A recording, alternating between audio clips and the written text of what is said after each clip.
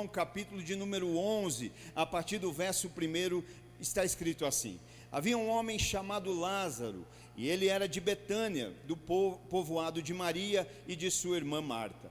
E aconteceu que Lázaro ficou doente. Maria, sua irmã, era a mesma que derramara perfume sobre o Senhor e lhe enxugara os pés com cabelos. Então as irmãs de Lázaro mandaram dizer a Jesus: Senhor, aquele a quem amas está doente. Ao ouvir isso, Jesus disse: essa doença não acabará em morte, é para a glória de Deus, para que o Filho de Deus seja glorificado por meio dela. Jesus amava Marta, a irmã dela, e Lázaro. No entanto, quando ouviu falar que Lázaro estava doente, ficou mais 2 dias onde estava. Depois disso, disse aos seus discípulos: vamos voltar para a Judéia. E esses disseram: Mestre, há pouco os judeus tentaram apedrejar-te, e assim mesmo vais voltar para lá? Jesus respondeu: o dia não tem 12 horas? Quem anda de dia não tropeça, pois vê a luz deste mundo. Quando anda de noite, tropeça, pois nele não há luz. Depois de dizer isso, prosseguiu dizendo-lhes: nosso amigo Lázaro adormeceu, mas vou até ele para acordá-lo. Seus discípulos responderam: Senhor, se ele dorme, vai melhorar. Jesus tinha falado de sua morte, mas os seus discípulos pensaram que ele estava falando simplesmente do sono. Então lhes disse claramente: Lázaro morreu, e para o bem de vocês estou contente por não ter estado lá, para que vocês creiam, mas vamos até ele. Aleluia, graças a Deus. Queridos, nós conhecemos essa passagem, essa história, o momento em que Lázaro, irmão de Marta e Maria, é acometido de uma doença, e ele está enfermo, está aqui nesse momento doente. E nesse momento, ele sendo irmão de Marta e Maria, só para a gente lembrar, Maria é aquela que deu um sinal de adoração, derramou perfume sobre Jesus, e depois com os seus próprios cabelos o enxugou. É um gesto de adoração, de reverência, de entrega a Jesus. Então aqui nós estamos vendo algo acontecendo na vida, na casa, na família, de alguém que manifestava a adoração a Jesus. Tem adoradores aqui nessa noite? Os adoradores vieram a esse lugar essa noite, eu creio. Os adoradores estão aqui nessa noite. Nós precisamos compreender que a nossa adoração a Jesus não impede que coisas ruins aconteçam na nossa vida. A nossa adoração a Jesus não impede que problemas cheguem na nossa vida. Mas uma grande lição nós aprendemos aqui: coisas ruins e problemas não deveriam nos impedir de adorar a Jesus. Ainda que a adoração a Ele não impeçam que esses problemas cheguem, que a dificuldade cheguem, elas não deveriam nos impedir de adorar a Jesus. Quantos podem adorar a Jesus aqui nessa noite? Aleluia! Então nós cremos nisso, porque ainda que coisas ruins estejam acontecendo, tenham acontecido na sua vida, né? Você adora, você vive uma vida de adoração, mas talvez problemas acontecem, situações difíceis surgem, problemas acontecem no meio do caminho. Nós precisamos compreender, essas coisas não podem nos impedir de adorar a Jesus. Essas coisas não deveriam parar a nossa adoração. Por quê? Porque ainda que elas tenham acontecido, ainda que elas tenham surgido na nossa vida, aquele a qual nós adoramos, Jesus, Ele não mudou. Ele continua sendo o mesmo, Ele continua no controle de todas as coisas. Você está pegando isso, você crê nisso, então glorifica Ele. Ele continua no controle de todas as coisas. Não deixe que o problema te impeça de adorar a Jesus. E é nesse momento então que Marta e Maria, o que elas fazem? Elas enviam mensageiros até Jesus. Elas enviam mensageiros para que esses informassem a Jesus o que estava acontecendo. Elas mandam mensageiros para levar os fatos que estão ocorrendo até Jesus. É isso que eles vão fazer, né? Elas enviam mensageiros para que contassem a Jesus acerca do estado de Lázaro. Sabe como nós poderíamos chamar isso hoje?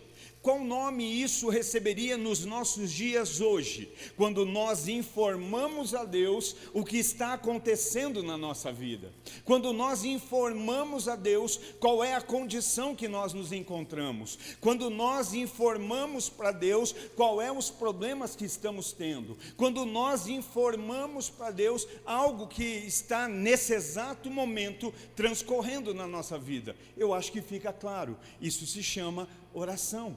Muitas vezes nós usamos a oração para isso, para informar a Deus acerca dos problemas, para informar a Deus acerca da nossa situação, não é isso? Né? Muitos usam a oração para isso. Olha, Lázaro está doente, eu estou orando por uma cura, estou orando por uma intervenção de Deus, para que algo venha a acontecer. Muitos usam a oração para informar a Deus aquilo que eles gostariam que acontecesse.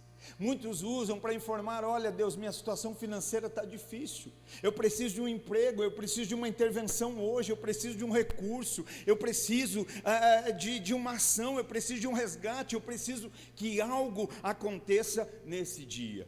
E sabe, aí você fica me olhando e você pode dizer: e está errado, pastor? Errado não está, mas também não é o mais certo a fazer. Errado não está, mas não é o mais certo a se praticar. Por quê? Porque as nossas orações não deveriam ser para informar a Deus acerca das nossas necessidades. As nossas orações deveriam ser a forma pela qual nós manifestamos dependência de Deus. É mais do que informar o que eu preciso, é mais do que informar o que eu estou passando, é mais do que informar o que eu estou esperando, é manifestar que acima de tudo a minha dependência está no Senhor. Tem alguém aqui que depende de Deus? Tem aqui que tem usado seus momentos de oração para dizer: Senhor, eu confio em Ti. Eu descanso em Ti, a minha dependência está no Senhor. Sabe o que isso significa? Dependência, depender indiferente de como, quando, né? E de que maneira Ele vai agir. Independente, Senhor, eu não estou aqui para informar o que o Senhor tem que fazer, eu estou aqui para dizer que eu confio que na hora exata, no momento certo, da forma precisa, o Senhor vai agir, o Senhor vai operar. Então a minha oração manifesta a minha dependência de Deus. A minha oração é para eu manifestar: olha aqui, eu estou dependendo do Senhor. Sabe por que eu, no meio dessa agitação toda, no meio dessa problemática toda, no meio dessa escassez toda, eu estou parando para orar? Porque o resultado, a saída, a solução não vem de mim, a solução vem do Senhor. E no Senhor nós confiamos, do Senhor nós dependemos.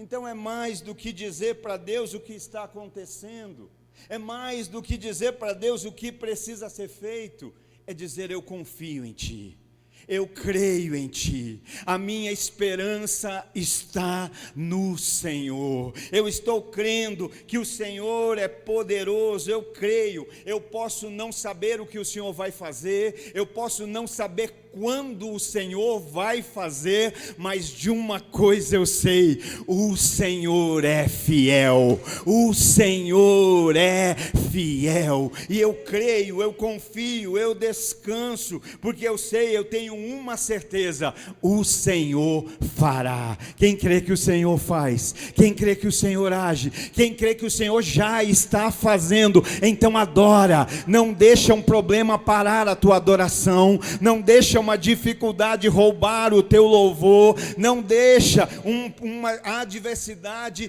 parar, deixar de te mover em adoração a Deus. Por isso dá para adorar em todo o tempo. Vou repetir: dá para adorar em todo o tempo. Eu não estou vendo, mas o Senhor está fazendo. O meu papel é crer, é depender, é confiar, é esperar.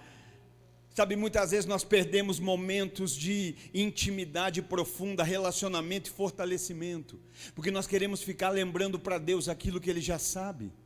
Nós queremos ficar pedindo para Deus aquilo que Ele já sabe que precisamos. Efésios 3:20, aquele que é poderoso para fazer infinitamente mais. Quem precisa de algo aí? Quem necessita de algo?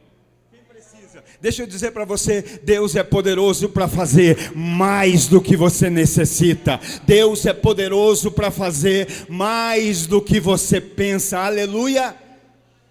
De acordo com o seu poder que opera em nós. E como o poder de Deus opera em nós? Pela fé. Não existe outra forma do poder de Deus operar em nós que não seja pela fé. Os problemas estão aqui diante de mim. A fé não é para fazer os problemas sumirem. A fé é para te capacitar a enfrentá-los, vencê-los e superá-los em Deus. Nós queremos uma fé, uma oração que nos livre dos Golias. Mas é na oração e na intimidade que Deus está adestrando as nossas mãos para derrubar os gigantes que surgirão no nosso caminho. Agora que você dá aleluia, agora que você dá glória a Deus. Porque é na intimidade que Deus está nos aperfeiçoando, nos adestrando, nos capacitando para a batalha, para enfrentar gigantes, para enfrentar exércitos, mas na confiança, na dependência do nosso Deus. Eu não sei o gigante que tem te atormentado, mas de uma coisa eu sei, que se hoje nessa noite essa palavra de fé entrar no seu coração, o jogo vira, a história muda, e aquele que antes te botava temor, vai ter que temer a presença de Deus na tua vida. Você sabendo quem você é, não é no meu nome, não é no nome do Davi, é no nome do Deus de Israel. Sabe, nós precisamos em compreender isso. E aí quando elas se aproximam, quando o recado vai e é informado, o que é que Jesus faz? Jesus permanece. Jesus não vai naquele exato momento, Jesus não responde naquela mesma hora. Quantos de nós já não pensaram em desistir porque pediram algo e Jesus parece que não respondeu? Quantos de nós não pensam em largar tudo quando nós oramos e parece que a gente orou por algo e algo totalmente ao contrário acontece? Quantos de nós não temos a nossa fé colocada em dúvida quando nós oramos e parece que Jesus não está nem aí para aquilo que nós falamos? Porque muitas vezes nós estamos expressando aquilo que Ele já sabe. Ele já sabe o que está acontecendo. Ah, meu Deus, você pega isso? Jesus sabe exatamente o que está acontecendo na tua vida hoje. Jesus sabe exatamente o que nós estamos passando nesse dia. E às vezes nós estamos usando o nosso tempo, que era para ser de intimidade e dependência, para lembrar. Quem aqui gosta de ser lembrado daquilo que você já sabe? E muitas vezes ainda, não é bom alguém ficar te dizendo, olha, não esquece disso, não esquece disso. E você fala assim, eu já sei. Eu não vou esquecer. Mas quem fica te lembrando do que você já sabe, e pior, quem te lembra muito do que você já sabe, não te dá a impressão que esse alguém não confia em você?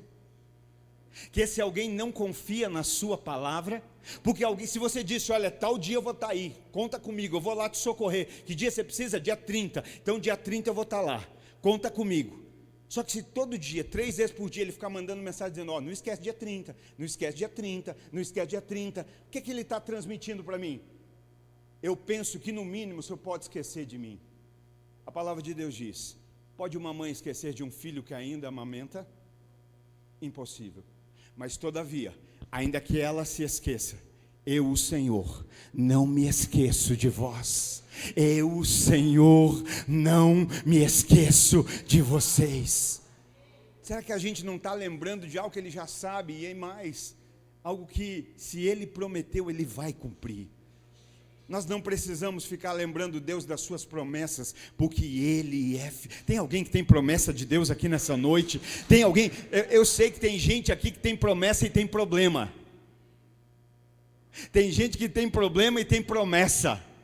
Mas a questão é, qual é mais importante para você? Porque aquilo que é mais importante te move. Aquilo que só tem poder de parar Só tem poder de te parar aquilo que te move, e não são os problemas que nos movem. Quem nos move é a palavra de Deus, é as promessas de Deus. Então, ainda que venha problemas, nós avançamos sobre a promessa, porque Ele é fiel para cumprir. Prossiga, avance. E aí então elas dão o relato, né? Só que Jesus não volta no tempo, né, que elas esperavam. Na verdade, Ele vai esperar um tempo para poder voltar. E aí, quando nesse relato nós vemos esse interim, ao ouvir, Jesus disse: essa doença não acabará em morte, é para a glória de Deus, para que o Filho de Deus seja glorificado por meio dela. Jesus amava a Marta, a irmã dele, e a Lázaro. Olha a declaração da palavra, verso 5 de João 11. Jesus amava a Marta, a Lázaro e a Maria. Quem acredita nisso? Jesus te ama. Jesus te ama. E aqui é a palavra de Deus trazendo esse relato. No entanto, quando ouviu falar que Lázaro estava doente, ficou mais 2 dias onde estava. Sabe, é nesse momento que, se a gente não se move em fé, esse amor é questionado. Sim ou não? Mas olha como no verso 6, a Bíblia diz que Jesus demora 2 dias para ir até eles. Irmãos, a situação deles era emergencial, sim ou não? Sim. Alguém está na indicativa de morrer. É algo que você vai no UPA, ela tarjetinha vermelha. Prioridade, não é isso? Alta prioridade. Mas Jesus bota amarelinha e fala: daqui 2 dias eu vou. Espera um pouco. E aí não é nesse momento que você pensa assim, você pode ser pensado: será que Jesus ama tanto assim? Mas a declaração que Ele ama veio antes da espera para ir até eles. Não sei se você está entendendo. Antes do problema chegar, já existe uma declaração da palavra de Deus que Ele te ama. Antes da dificuldade, da adversidade, da situação desgastante chegar, já existe uma palavra de Deus dizendo que Ele é fiel, que Ele é com você, que Ele é misericordioso, que a sua bondade dura para sempre. O que é mais importante para você, o que é mais relevante, né? Então aqui, depois disso, disse aos seus discípulos: vamos voltar para a Judeia. E estes disseram: mestre, há poucos os judeus tentaram apedrejar-te, e assim mesmo vai voltar para lá? Jesus respondeu: o dia não tem 12 horas, quem anda de dia não tropeça, pois vê a luz deste mundo. Quando anda de noite, tropeça, pois nele não há luz. Depois de dizer isso, prosseguiu dizendo-lhes: nosso amigo Lázaro adormeceu, mas vou até lá para acordá-lo. Olha só, que coisa linda. Seus discípulos responderam: Senhor, ele dorme, vai melhorar. Jesus já tinha falado de sua morte, mas os seus discípulos pensaram que ele estava falando simplesmente do sono. A Bíblia diz: Jesus ama Marta, Maria e Lázaro, mas ele espera 2 dias para ir até eles, para interagir com o pedido, com a mensagem que lhes havia sido feito. Por quê? Porque aquilo que Deus estava por fazer era muito maior do que aquilo que eles haviam pedido. Não, você precisa entender isso. Aquilo que Deus iria fazer era muito maior do que aquilo que eles haviam pedido. Eles haviam pedido por uma cura. Você entende por que algumas orações parecem não serem respondidas? Você entende porque parece às vezes que Deus está demorando? Você está confiando, está andando em fé, está andando no caminho, parece que está demorando. Está compreendendo? Porque às vezes o que nós estamos pedindo não se compara com aquilo que Deus quer fazer na nossa vida, com aquilo que Deus tem para operar na nossa vida. Então eles vão ir, verso 16, então Tomé, chamado Dídimo, disse aos outros discípulos: vamos também para morrermos com ele. Verso 17, ao chegar, Jesus verificou que Lázaro já estava no sepulcro havia 4 dias. Lázaro já havia morrido. Lázaro já estava no sepulcro. E a Bíblia diz há 4 dias. Já está morto há 4 dias. Isso talvez choque a gente. Isso talvez seja relevante para a gente. Isso talvez seja importante para a gente. Mas deixa eu te dizer algo. Não importa onde está, nem há quantos dias está. Se você está disposto a de confiar que Jesus é capaz de transformar. Que Jesus Jesus é capaz de mudar toda e qualquer situação. Estão dando um relato, está morto há 4 dias, já está no sepulcro. Mas Jesus chega para mudar essa condição. Jesus chega para mudar o rumo dessa história. E Betânia distava a cerca de 3 quilômetros de Jerusalém, e muitos judeus tinham ido visitar Marta e Maria para confortá-las pelo perdão do irmão. Coisa linda, as pessoas que nos confortam por causa das perdas, isso é bom demais. Mas existe um Jesus que te tira desse lugar de luto nessa noite. Tem gente que está te confortando para te manter no lugar do luto.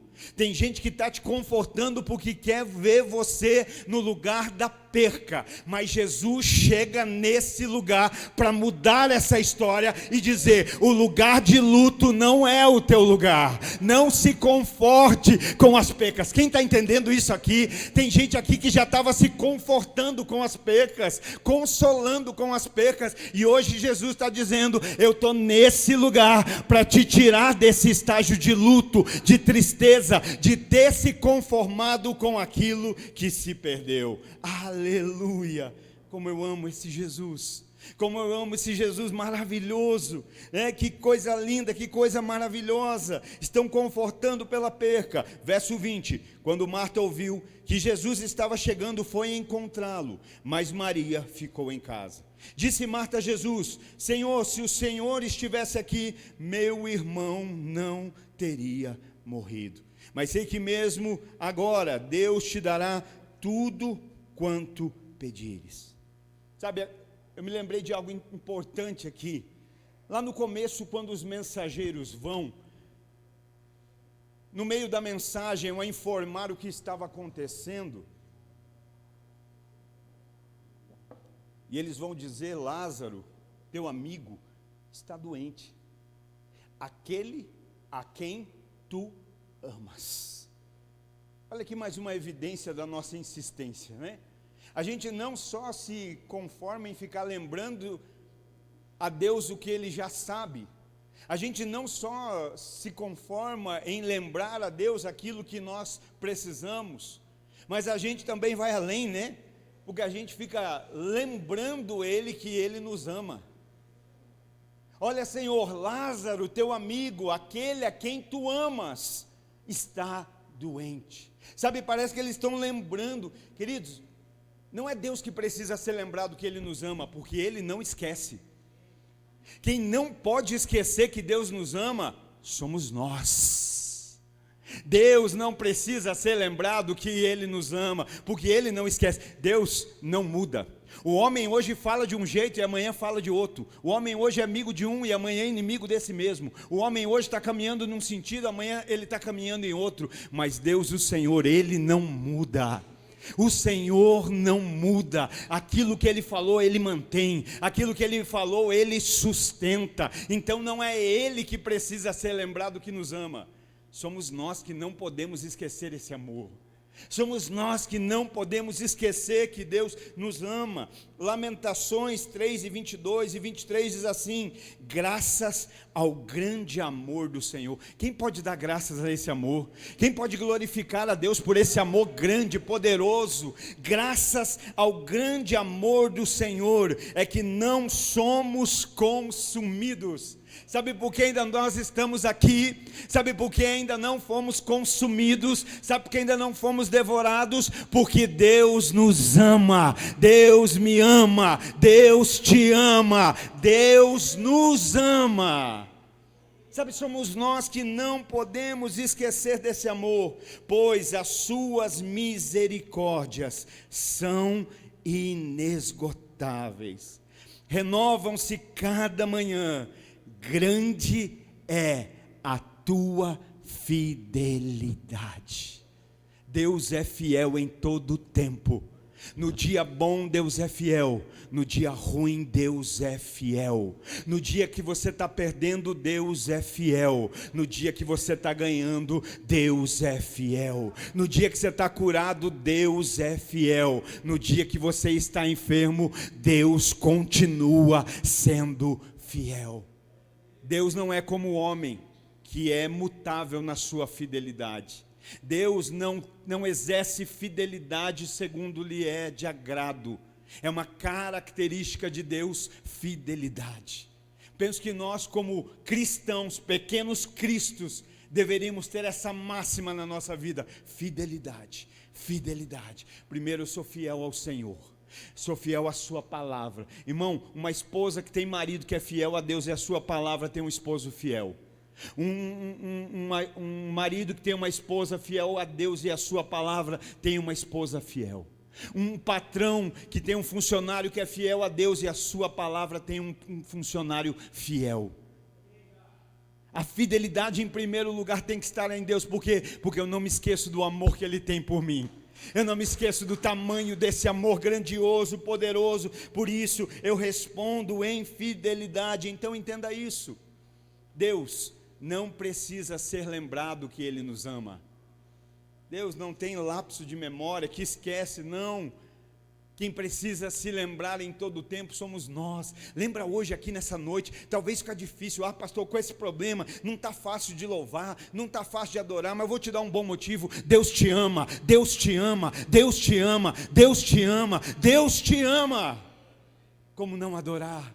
Como não celebrar? Como não reverenciar? E ainda ele vai dizer lá no início, né? Olha, essa doença não é para a morte.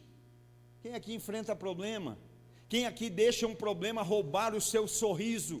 Quem aqui deixa um problema roubar a sua alegria, roubar a sua fidelidade? Quem aqui deixa um problema te impedir de louvar e adorar a Deus? Porque todos nós aqui passamos por problemas. Acredite, todos nós enfrentamos problemas. Os problemas vêm para todos. Todos nós aqui enfrentamos doenças.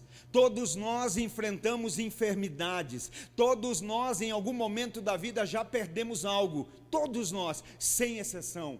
Então a forma não está naquilo que enfrentamos, mas está sim na forma como enfrentamos isso que acontece. Não está no que nos acontece, está na forma como enfrentamos o que nos acontece. É isso que tem que ter um entendimento na nossa vida. Jesus vai dizer: olha, essa doença não acaba em morte. Você está entendendo o que Jesus está falando? Jesus não diz assim, não vai ter, não é que ele não diz não vai ter morte. Porque ele diz, não acaba em morte. Muitas vezes a falta do entendimento, a falta do relacionamento, da intimidade com Deus, de buscar Deus não para informar problemas, mas para manifestar dependência, nos faz perder o senso de entendimento da revelação da palavra de Deus para nós. Porque Jesus não diz assim, olha gente, não vai ter morte. Não é isso que Jesus diz. Mas Jesus diz, não acaba na morte. A morte não é o ponto final. Eu sei que todo mundo está vivo aí, né? Glória a Deus. Quem está vivo dá um aleluia. Dá glória a Deus, amém. Então a morte não é o teu caso. Mas hoje esse problema que você enfrenta não é o ponto final da tua história. Esse problema que você está passando hoje, que pode até se parecer com morte, morreu minha alegria, morreu minha disposição, morreu meu ministério, morreu meu chamado, morreu a minha coragem. Não, Jesus hoje está dizendo, não acaba nessa morte, não é um ponto final, talvez seja uma vírgula na tua existência. Aleluia. Deus está colocando, não vírgulas, ponto e vírgula na história de alguns aqui. E sabe por que Ele faz isso? Porque Ele te ama. Ele te ama tanto que Ele não quer que você se perca. Numa leitura, faz uma leitura sem ponto, sem pontuação, sem vírgula. O que acontece? Ninguém entende o que está sendo discorrido. Pega e vai fazer uma leitura sem um entendimento, uma compreensão da importância da pontuação. O que vai acontecer? Você não entende o que está sendo lido. Segundo, você perde o ar, você não consegue nem terminar a leitura. Por isso Deus está colocando ponto e vírgula na história de alguns aqui, para que você continue a viver. Você vai parar para respirar. Foi bom até que eu acelerei, mas Deus é tão bom que Ele está me parando um pouquinho, porque essa história não termina, é só uma vírgula. Aleluia, que maravilhoso, Deus é bom. Glorifica o Senhor, irmão, dá um glória a Deus, dá um aleluia, reage, se Deus está falando com você nessa noite, porque eu creio que essa palavra é para você. A gente às vezes não quer parar. Você fala, agora que eu estou embalado na linha, eu vou ter que dar um ponto e vírgula. Eu vou ter que parar. Para, irmão, porque depois do ponto e vírgula, você vai voltar com uma força que você nunca teve antes. Você vai voltar com uma disposição de como você nunca teve antes. E sabe o que é lindo? O ponto e vírgula me faz parar para meditar naquilo que eu já passei. O ponto e vírgula, às vezes a pessoa pode ler um monte de palavra, falar um monte de palavra e não sair do coração, sair apenas de uma mentalidade. Sair apenas da boca para fora, como diz o dito popular. Mas quando você lê e medita, isso vem para o teu coração. Então o ponto e vírgula, eu paro e começo a pensar o que eu já li. Eu começo a pensar o que eu já vivi. Eu começo a pensar a minha história até esse ponto e vírgula. E eu começo a respirar e dizer, mas o ponto e vírgula não é o final. O ponto e vírgula é o lugar de renovo. É o lugar de tomar ar. É o lugar de ganhar coragem. É o lugar de ganhar resistência para continuar. Porque a história não terminou. A história não acabou. É só para tomar um fôlego. Só que a gente tem dificuldade para isso. Mas Jesus está dizendo, não acaba em morte. Por quê? Porque essa doença é para a glória de Deus. Quantos podem dar amém? Essa doença é para a glória de Deus. Alguém aqui decidiu viver a sua vida para a glória de Deus? Tem alguém aqui que algum dia disse assim, Senhor, Jesus, Tu és o meu Senhor, e a partir de agora, eu não vivo mais para o meu ego, agora eu vivo para a Tua glória. É para a Tua glória que eu existo, é para a Tua glória que eu vivo, é para a Tua glória que eu vou caminhar. Jesus está dizendo, essa doença não acaba em morte, mas é para a glória, é para a glória, né? Então ele está dizendo, não vai acabar desse jeito, não é o fim, é para a glória de Deus, para que o Filho de Deus seja glorificado por meio dela. Então Jesus não diz que não vai ter morte, mas diz que não acaba em morte. E por quê? Porque isso é para a glória de Deus. Eu vou repetir. Tem alguém aqui que decidiu viver para a glória de Deus? Não, melhor. Tem alguém aqui que acredita que está vivendo para a glória de Deus? Amém? Então eu tenho uma notícia para você. Alguém que decidiu viver para a glória de Deus está disposto a ir às últimas consequências para que Ele seja glorificado. Nós estamos falando dele dizer de morte. Hoje qualquer coisinha que Deus te toca, você já fala, não, peraí, Senhor. Ué, mas não é para a glória dele? Senhor, o Senhor vai ser glorificado nisso? Tá bom, Senhor, eu te entrego. Senhor, vai ser assim. Então, se nós queremos viver para a glória de Deus, aqueles que querem viver para a glória de Deus, são aqueles que estão dispostos a ir às últimas consequências por causa dessa glória. Às vezes, como crente, a gente fala assim, eu, como crente, não admito estar vivendo isso. Mas e se for para a glória de Deus? Eu não admito essa peca, eu não admito essa derrota. Eu não admito esse sofrimento. Ué, mas e se for para que Deus seja glorificado? Se for para que o Filho de Deus seja glorificado através dela? Porque Ele está dizendo, olha, não acaba em morte, e essa doença é para a glória de Deus, para que o Filho de Deus seja glorificado através dela. Sabe, na nossa oração, quando nós estamos manifestando dependência, nós estamos ganhando resistência, força, coragem, para caminhar assim, olha, eu estou crendo, eu vou até as últimas consequências com Jesus, eu vou até as últimas consequências para a glória dEle, eu vou até o fim para que Ele seja glorificado. Sabe, se você decidir se mover em uma vida de intimidade e oração, não para ficar dando informação, e pior, né, que às vezes a gente vai orar e não é para nem informar a gente, acerca da gente, tem gente que vai fazer mandinga gospel, porque ainda vai falar dos outros para Deus, como se Deus não soubesse. Se for para orar, ore para interceder, ore para usar a sua boca para abençoar. Olha, Ele está lá daquele jeito, mas eu quero abrir a minha boca e declarar vida, declarar que vai ser salvo, declarar que vai ser restaurado, declarar que vai se converter. Ah, tem crente que ora para Deus derrubar, ora para Deus levantar, irmão, ora para Deus converter, ora para Deus quebrantar, ora para Deus avivar. Sabe, o teu caminho não é aberto quando Deus derruba alguém, o teu caminho já está marcado quando Ele te levanta. Não importa quantos estão no caminho, se Deus te levantou, você pode estar lá atrás das malhadas, é Ele que começa a trazer para frente. Só que Ele não tira ninguém do caminho para te trazer. Então acredite, confia, está lá na oração. Não é acerca de informação, é acerca de dependência. Senhor, o que é que eu preciso aprender no meio de tudo isso? No meio nesse momento de ponto e vírgula, o que é que eu tenho que refletir? O que é que eu tenho que... Sabe, não continue escrevendo uma história a partir do ponto e vírgula sem a mão de Deus.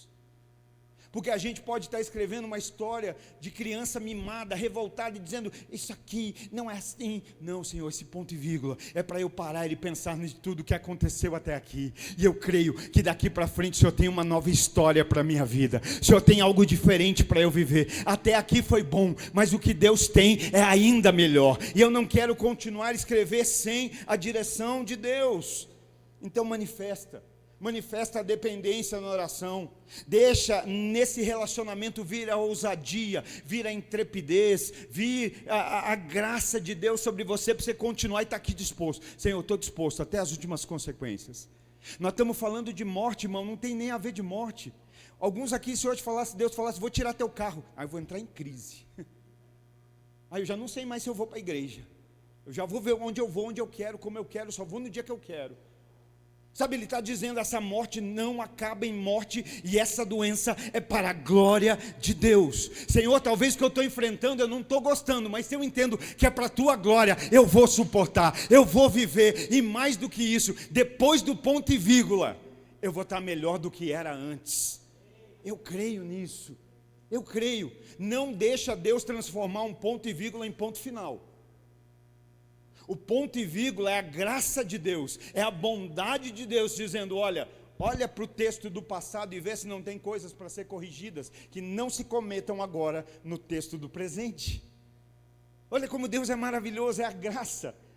Olha, quem aqui nunca escreveu um texto e depois quando foi reler, corrigir, se viu que tinha erros de português lá? E aí você fala assim, graças a Deus que eu não entreguei. E não estou nem falando do corretor automático aí, que esse coloca a gente em cada fria, né? Então Deus está te dando a oportunidade para rever a sua história de família, de ministério, de casa, de casamento, de existência, vida profissional. Reescreve. Ó Deus, verdade, olhando para trás nessa história eu escrevi muita coisa ruim, mas glória a Deus por esse ponto e vírgula, porque daqui para frente o Senhor vai ver uma nova história, o Senhor vai ver um novo posicionamento.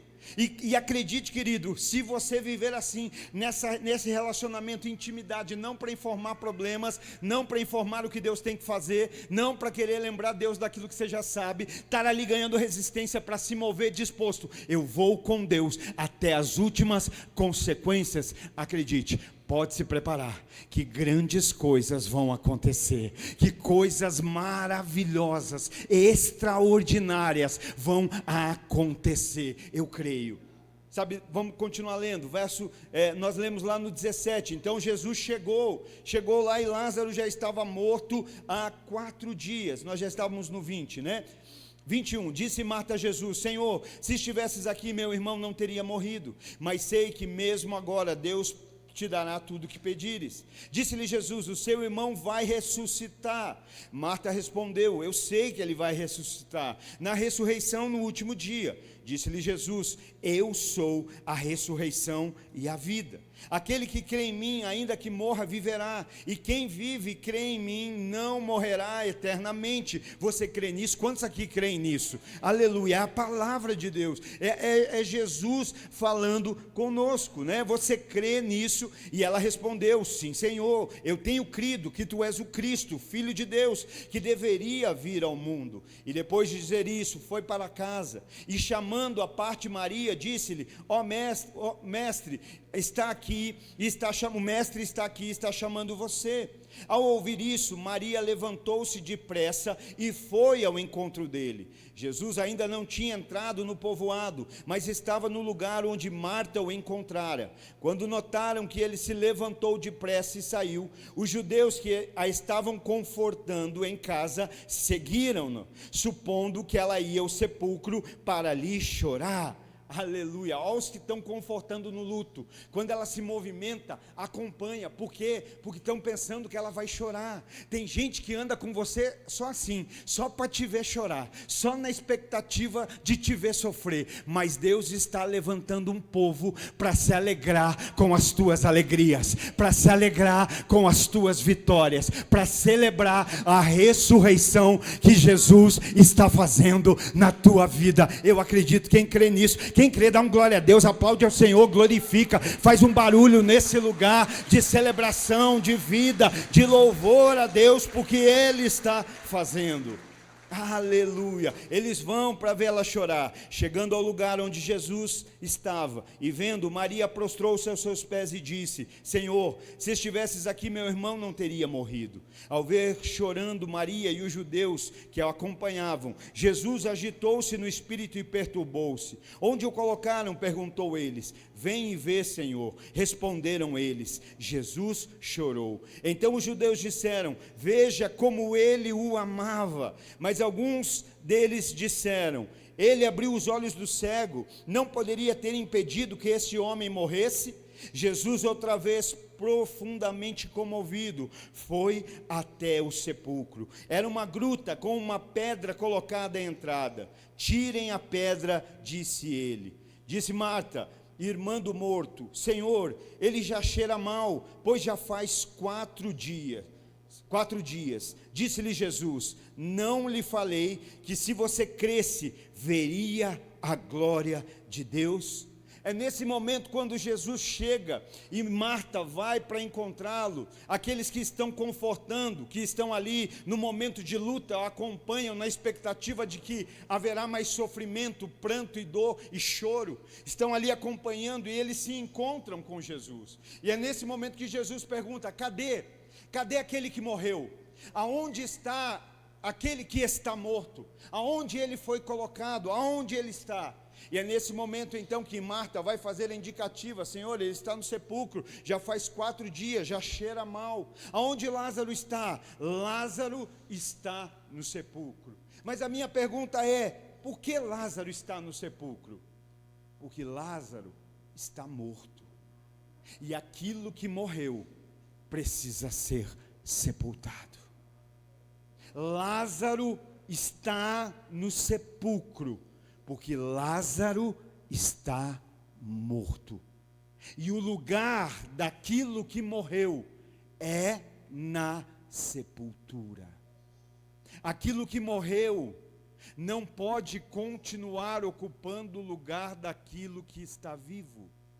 Aquilo que morreu não pode ocupar o lugar de alguém que vive. Deus tem coisas vivas para você nesse dia.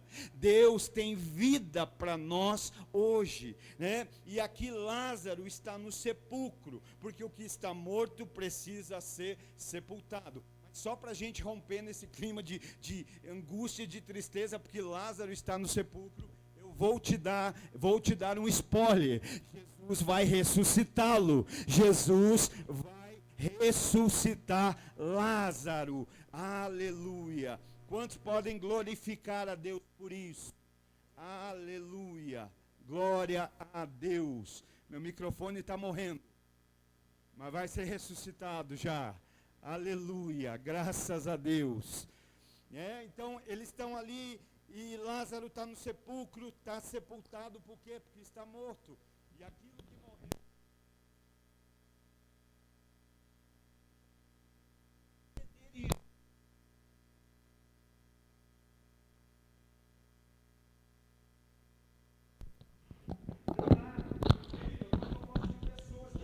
Obrigado, Deus abençoe. Nós não gostaríamos que ninguém morresse.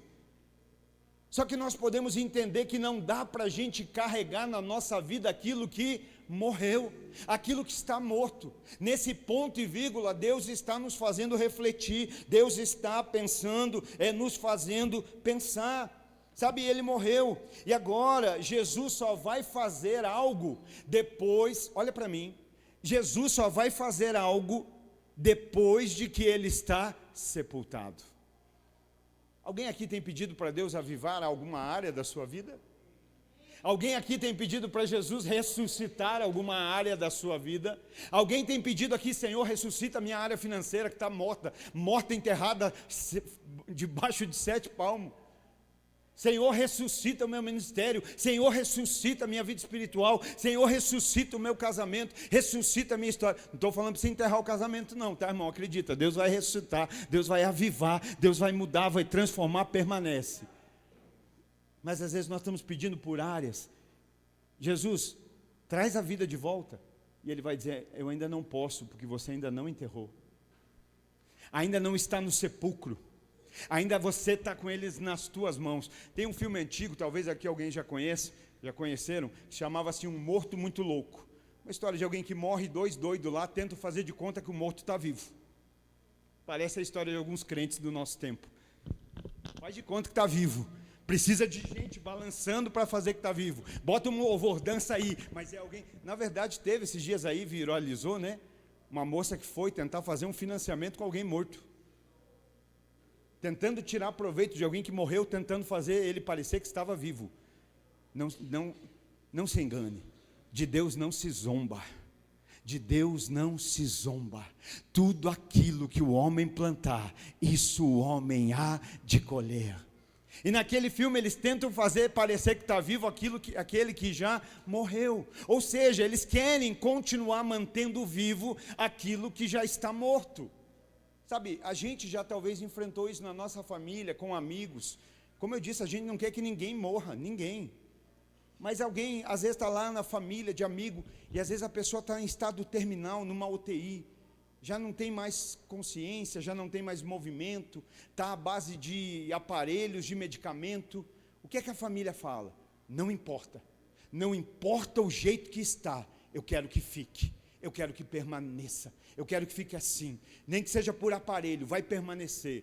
Só que a questão é assim, está sendo mantido em vida, mas não vive. A vida não é para ela, é para os outros, consegue entender? Quando você diz eu quero que mantenha viva, não é para ela viver, é para que você continue vendo ela viva, mesmo sem ela ter vida. Só que sabe o que você não entende? Que uma pessoa nesse estágio, pensa um pai que cuidou de um filho a vida inteira, e nesse estágio está numa UTI, e ele precisa que o filho dê banho, que o filho coloque fraldas nele. Como será que ele se sente? Será que ele diz assim, obrigado filho, porque você está me fazendo passar por algo maravilhoso. Era assim que eu queria acabar a minha história, era assim que eu queria acabar a minha vida. Era essas últimas recordações que eu gostaria de ter. Será que às vezes isso não é egoísmo nosso? Dizendo, não importa, nem que fique isso, né? Você não diz assim que está sofrendo, você diz, eu não quero perder. Mas você está dizendo, eu não quero perder nem que ele sofra. Eu não quero perder nem que essa pessoa vive uma vida de humilhação. E sabe por que eu estou dizendo isso? Não estou dizendo pelo físico, eu estou dizendo pelo espiritual.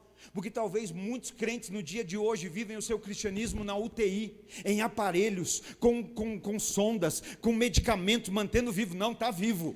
Não, pode estar vivo, mas não tem vida. Pode ter vida, mas não está vivendo. E Jesus não quer manter algo aparente. Jesus veio para que nós tivéssemos vida e vida em abundância. É isso que Deus tem para nós. Sabe, então, às vezes nós estamos dizendo, Senhor, ressuscita, traz a vida de novo. Então, entenda algo. O obstáculo para Jesus ressuscitar não é a sepultura.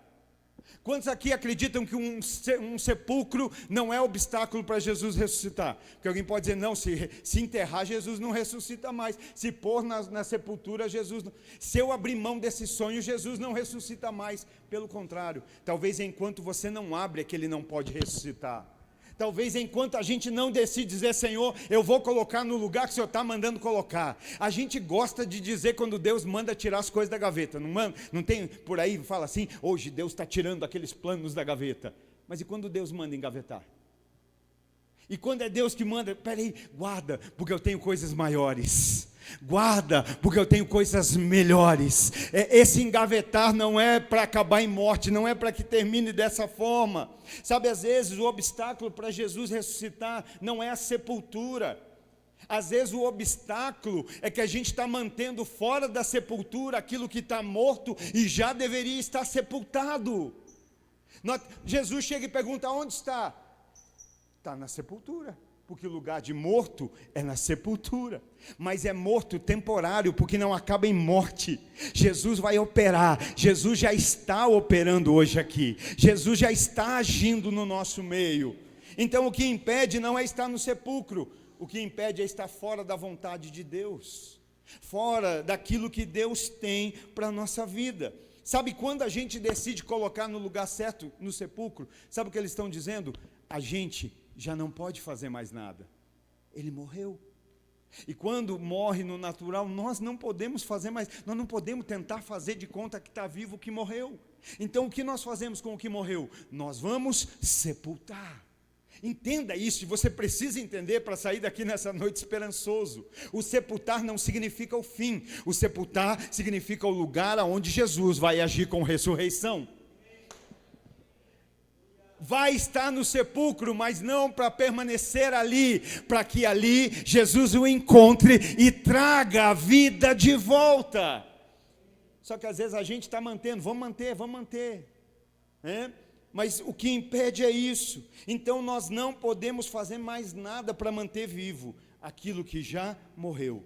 Mas Jesus é aquele que pode até da morte gerar vida. Alguém acredita nisso? Você pega isso, Lagoinha Araucária. Jesus é aquele que até da morte pode trazer vida. Alguém pode estar dizendo, a vida dele agora acabou, a vida financeira dele acabou, o ministério agora acabou, está na sepultura, e Jesus está dizendo, não, só está na incubadora. Aleluia, aleluia. Só está no lugar aonde a partir de uma voz, a partir de uma palavra de direção, vai voltar a viver. Nós precisamos, gente, acreditar nisso, acreditar na palavra de Deus, sabe? Se não sepultar o que está morto no natural, se nós não sepultarmos aquilo que está morto no natural, não há como Jesus de maneira sobrenatural trazer a vida de volta. O sobrenatural é para nós, porque Jesus ressuscitar é extremamente natural. Quem aqui ressuscita algo? Quem aqui ressuscita algo todo dia? Ninguém. Então isso para nós é sobrenatural. Não é natural. Quem aqui todo dia vê uma ressurreição? Vê alguém ressuscitando? Vê algo que estava morto ressuscitando? Então é natural? Não. Mas Jesus ainda ressuscita.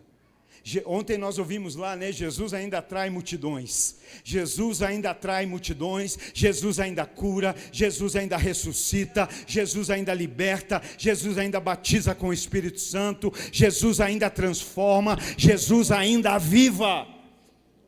Aleluia. Então, para trazer a vida de maneira sobrenatural, precisa ser sepultado aquilo que de maneira natural morreu. Não, mas eu estou sendo persistente. Não, talvez eu estou sendo teimoso. Talvez Jesus está dizendo, deixa entrar na sepultura, que quando entrar na sepultura, a partir de uma palavra, vai voltar a viver. E com um testemunho ainda maior, com uma força e um poder ainda maior, né? Com uma abrangência ainda maior. Esse sepultar não significa deixar de confiar, deixar de crer, deixar de obedecer, muito pelo contrário, porque quando Marta sabe onde Jesus está, ela vai até ele, ainda que é no sepulcro. Tem gente aqui que só de eu pensar perto do lugar que eu perdi já me dá tristeza, não tem? A gente sofre um acidente, perde alguma coisa, parece, só de pensar lá eu já fico triste. Não, irmão, nossas lembranças de vitória são maiores do que lembranças de perca. Aquilo que ganhamos com Jesus é muito maior do que aquilo que podemos perder no mundo. E aí quando nós nos lembramos disso, nós nos alegramos. Então ela vai onde Jesus está. Jesus vai falar da pedra, ela vai obedecer. Por quê? Porque ainda que esteja no sepulcro, ela não deixou de crer, de confiar, de obedecer, de se mover segundo a vontade e a direção de Jesus. Então nós precisamos entender, confiar. Morreu, eu sepulto.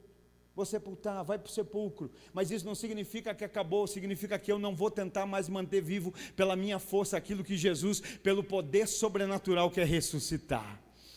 Às vezes nós estamos tentando manter, irmão, essa história que nós estamos vivendo hoje aqui, ela começa num dia que eu cheguei na minha casa, está aqui meu filho, estava aqui, foi arrebatado, não, está ali, está vindo, e um dia eu cheguei na minha casa e falei, eu não aguento mais, eu, na minha força, não aguento mais, porque eu não sei se você sabe, mas o homem é limitado, e Deus deixa você acreditar que você pode tudo sozinho. Às vezes você diz, não, eu estou com ele. Ele diz, eu fiquei no ponto e vírgula lá atrás já. E aí você está indo, está fazendo força. Mas quando você diz, olha, eu não aguento mais. É aquela hora que ele pega na tua mão e diz, agora é comigo. Quando você diz, para mim já não dá mais, para mim eu não aguento mais, eu não consigo, ele diz, era isso que eu queria ouvir desde o começo. Não era nunca para ter começado sem isso. É isso que nós precisamos entender. Só que nós temos a dificuldade, né? Nós temos essa dificuldade de entender, porque nós temos dois problemas. O primeiro, de sepultar o que está morto. Está lá, às vezes está lá, tentando, tudo quanto é jeito. Escora daqui. Eu escutava o pastor André Valadão essa semana falando, e ele dizia assim, lá em casa nós temos até um problema com a Cássia é a esposa, que ele dizia assim, na minha casa, quebrou, a gente joga fora. Eu sei que para alguns pode parecer, nossa, mas que coisa. Ele diz assim, algo que quebrou, perdeu o propósito. E ele deu um exemplo, pega lá o tapué rachado. Tapué é uma benção, mas rachado, irmão, perdeu o propósito. Aí você vai querer colocar uma fita crepe, durex, mas perdeu. Nós não estamos falando que Deus vai jogar fora pessoas, não é disso. Mas a gente está acostumado a querer remendar aquilo que Deus diz, eu não remendo. Não tem, quebrou a cadeira, o pé da cadeira, você vai lá e cola, conserta, passa corda, passa arame, mas cedo ou mais tarde, aquilo que você remenda te derruba. Aquilo que você remenda vai te colocar no chão, por isso não viva de remendo.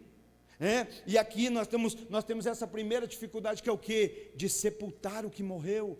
Olha, estou entendendo, eu tentei até aqui fazer isso acontecer na minha força, mas agora eu entendo que não dá, então eu estou colocando nas mãos de Deus, chega, eu estou abrindo mão, e não vai ser assim, eu quero viver para a glória de Deus, eu quero viver a vontade de Deus. Então, primeiro é sepultar o que está morto, e o segundo problema é abrir a sepultura para aquele que pode ressuscitar o que já morreu.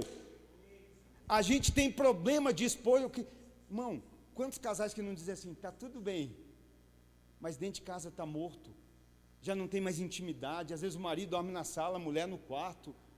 Quantas famílias que não dizem está tudo bem, não estou falando que você tem que sair por aí expondo em rede social, em jornal, não, mas Deus levanta pessoas para te ajudar a apontar um caminho de ressurreição para a tua história.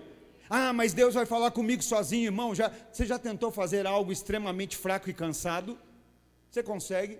Irmão, às vezes tudo que nós precisamos é uma mão para nos ajudar, para dizer, estou aqui, conta comigo, vamos embora, aquilo que você não tem força para fazer, eu estou aqui para te ajudar, eu não vou fazer o que ele pode fazer, mas eu posso te ajudar até chegar até ele. Aleluia. Deus me faz lembrar de um homem que sozinho jamais conseguiria chegar até Jesus, porque ele era um aleijado, mas esse homem tinha 4 amigos. Eu estou aqui para te dizer hoje, Deus tem levantado amigos ao teu redor, Deus tem levantado pessoas ao teu redor, dispostas para dizer, tudo que você precisa fazer é nos deixar te carregar até Jesus. Vai chegar lá, tem uma multidão, não tem como entrar pela porta, não tem problema, a gente entra pelo alto. Sabe o que eu entendo aqui? Que é um homem que confiava nos seus amigos, não era nem esse o texto, mas Jesus lembrou. Era um homem que confiava nos amigos. E segundo, não era orgulhoso. Não tinha problema de descer, todo mundo está vendo que é aleijado, não importa como chega, o que importa é como sai. Não, ninguém pode expor. Se não expor, talvez você vai ficar doente o resto da vida. Talvez se não expor, vai continuar aleijado o resto da vida. E eles, você está aleijado, mas eu conheço alguém que pode te curar. Eu conheço alguém que pode mudar a tua história. Podemos te levar até ele, só que todo mundo vai ver que você tem uma enfermidade. Não tem problema. Se ele vai mudar a minha história, eu estou disposto a expor a minha fraqueza. Se ele vai mudar a minha história, eu estou disposto a expor a minha enfermidade. Sabe, nós não gostamos de expor as nossas fraquezas, nós não gostamos de expor a nossa falha. Quem dirá a nossa morte? Eu falei dos casais, mas quanta gente que mantém empresa falida só para o outro não dizer que quebrou. Irmão, qual é a lógica de ter algo quebrado, falido, só para os outros acreditar que ainda é o que não é mais? Deixa morrer, porque aquilo que Jesus tem é maior e melhor. Talvez essa vai ter que falir para ele mostrar um negócio que ele tem para você. Talvez essa já faliu, porque essa era para você uma forma de vida, mas o que Deus tem para você é uma missão de vida. É algo muito maior e melhor. Não estou falando que você tem que parar logo no começo, mas se você já tentou, você sabe que você já fez. Tem gente que sabe quando já fez tudo que devia e não deu certo. Mas daí a gente fica insistindo, porque, não, mas é perseverança, não, às vezes é orgulho. Às vezes é o que vão falar de mim, o que vão pensar de mim. Já estão pensando, já estão falando que já viram aquilo que você talvez tente esconder, porque ela vai dizer, está cheirando mal, já existe evidência de morte. Então, nós temos problema de expor nossa fraqueza, mas sabe, entenda isso. Se você tem problema de expor sua fraqueza, se você tem problema de expor a sua limitação, você tem problema de expor suas falhas, isso não significa que você é altamente espiritual e forte. Talvez isso signifique que você não tem fé. Porque diante de uma conversa com Deus, Paulo vai ter uma conversa com Deus e Deus não vai dizer assim, Paulo, eu vou me manifestar na tua força. Eu vou me manifestar na tua fortaleza, quando você está aí todo viril. Não, é na tua fraqueza. É na tua fraqueza. Paulo, a minha graça te basta. Hoje o Senhor está dizendo para nós isso. A minha graça deveria te bastar. Não se apegue a uma falsa força. Não se apegue a uma falsa resistência. Não, reconheça, eu sou fraco, eu preciso, eu necessito. Senhor, tira de mim isso. Não, Paulo, é nisso que a minha graça se aperfeiçoa em você. É nisso que o meu poder se aperfeiçoa na tua vida. Quantos podem glorificar, louvar ao Senhor pela graça, pelo aperfeiçoamento? Sabe, a graça de Deus nos basta. Verso 39, então ele diz, tirem a pedra. Sabe, e a pedra tinha muitos motivos para estar ali. Era para que ninguém sentisse o cheiro de morte, porque morreu e cheira mal. Então a pedra impede que o cheiro saia. A pedra impede que animais ou ladrões entrem no sepulcro. Mas Jesus diz, remove a pedra, tire a pedra. A pedra evita que alguém veja o que está morto. Mas Jesus manda remover. Jesus manda tirar. Sabe, vai vir o cheiro de morte. Vai haver a evidência que existe algo morto lá, mas lembra o que Jesus disse? Não acaba em morte. A morte não é o final. Não, você não entendeu. Não tem problema se tem cheiro de morte. Não tem problema se tem evidência de morte, porque Jesus falou, esse não é o ponto final. Não é aí que a tua história acaba. Pode estar morto, mas não vai ficar assim. Eu creio que gente entrou aqui nessa noite com coisas e áreas das suas vidas mortas. Mas Deus está falando com a gente. E eu creio que aquilo que está morto vai voltar à vida. Você crê nisso? Então não tente manter uma performance de vida naquilo que já morreu. Mas também não impeça que Jesus traga de fato à vida aquilo que está morto. É quando o laudo sai que diz está morto, Jesus diz, então você crê, se você crê agora eu posso trazer a vida de volta. Eu posso ressuscitar aquilo que está morto. Verso 41 então diz, então tiraram a pedra. Sabe, a pedra, ela não impede que Jesus ressuscite. Nada impede Jesus. Eu vou repetir para você glorificar. Não existe nada na face da terra, nem no céu, nem no inferno, que possa impedir o agir e o operar de Jesus. Não existe. Então a pedra não impede que Jesus opere. A pedra não impede o que ele tem por fazer, o que ele vai fazer. Mas a pedra nos impede de crer naquilo que ele vai fazer. Enquanto eu não tiro a pedra, sabe o que eu estou dizendo? Eu não acredito que ele pode curar. Eu não acredito que ele pode ressuscitar. Por isso eu continuo deixando a pedra, ocultando aquilo que está morto. Eu continuo deixando a pedra tampando aquilo que está morto do lado de dentro. Ela não impede Jesus de trazer à vida o que morreu. Se ele quiser, ele traz com pedra, com aquilo que for. Mas ela me impede de crer naquilo que ele vai fazer. E porque ele diz, tira a pedra? Porque quando eu estou removendo a pedra, eu posso estar reconhecendo, tem morte lá dentro, mas Jesus mandou tirar, é porque Ele vai fazer algo vai acontecer, algo vai se manifestar. Eu creio, mais alguém além de mim crê nisso? Como às vezes é difícil para a gente receber uma oração, como às vezes é difícil para a gente obedecer uma instrução do altar. Não, eu não preciso disso. Aí continua com a morte dentro do coração, continua com a morte dentro da casa, continua com a morte dentro da família. Impede, se eu não for aí na frente, impede de Jesus operar? Não, mas eu pergunto, e aquela pedra impedia? E por que Jesus pede para tirar a pedra? Porque se você crê, você age conforme você crê. Se você tem fé, você age em fé. Não, eu creio que Jesus pode curar, remove a pedra. Não, Jesus, está morto. Então a gente fala às vezes que crê, mas de fato, não vive assim. Então remover a pedra significa, que Jesus vai fazer algo. Quando removemos, estamos dizendo, eu creio que vai acontecer. Tem cheiro de morte, mas isso vai passar. Haverá ressurreição, haverá cura, haverá transformação. Versos 41 a 43, então Jesus vai chamar Lázaro para fora.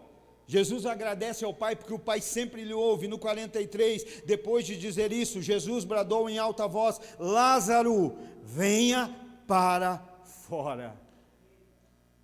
Como Jesus chama? Jesus não diz doente, saia para fora. Jesus não diz morto, venha para fora. Jesus chama pelo nome. Por quê? Porque Jesus sabe exatamente o que está dentro do sepulcro enterrado. Jesus sabe o que está dentro do sepulcro, por isso Ele chama de maneira específica, Lázaro, venha para fora. Dentro do sepulcro está aquele que foi vencido por sua enfermidade.